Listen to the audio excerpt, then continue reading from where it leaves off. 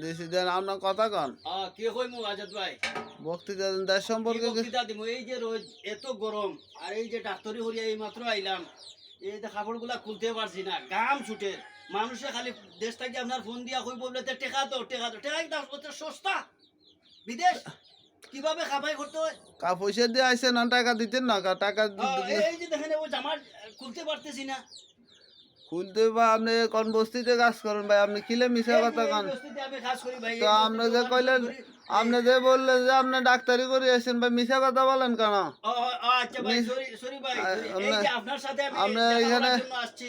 আপনি jute jute ফ্যাক্টরিতে কাজ করতে, যে জুটের কি অবস্থা আপনার পিছনে? আপনি কি ল্যাব ছিলেন? ল্যাব তো সব এগুলা ছিলেন।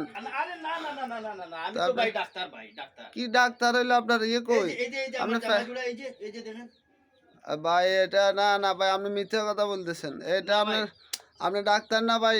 না ভাই, একেবারে সত্যি। ওই যে দেখেন, এই যে দেখেন ভাই, প্যান্ট খুলে আসে গরমের কারণে। এই যে দেখেন।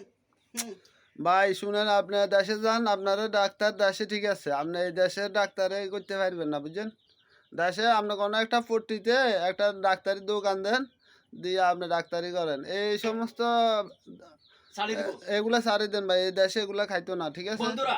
আসলে আপনারা বলবেন যে এটা কি শাড়ি দিব নাকি, আর আসলে এটা একটা ফানি করলাম, একটু মজা করলাম আর কি। আপনারা অবশ্যই কমেন্টের ভিতরে জানাইবেন। আমার প্রিয় আজাদ ভাইয়ের সাথে সাক্ষাৎ হয়ে গেল, আর এখানে কিছু একটু মজা করে নিলাম আপনাদের সাথে। সবাই ভালো থাকে। ধন্যবাদ। ধন্যবাদ। আসসালামু আলাইকুম।